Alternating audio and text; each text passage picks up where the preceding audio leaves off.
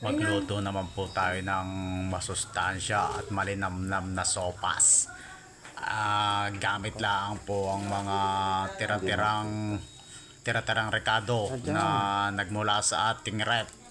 Ay sayang naman po kung mapapanis lang at mapapatapon.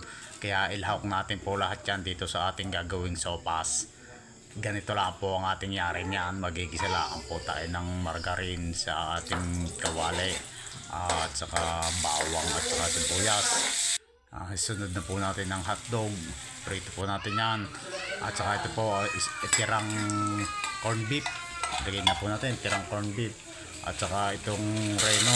Tirang reno rin lang po yan. Saka mag-isa po tayo na rin kulot-kulot na sopas na rin. At saka natin sabawan. Pag nasabawan po natin, hintayin lang po natin kumulo. At lagyan natin ng paminta. At saka ng patis. Paminta at patis po. Pampalasa. Napakasarap niya. Saka po ari po yung powder, no, chicken powder po yan. Saka lagyan na rin po natin ng gatas.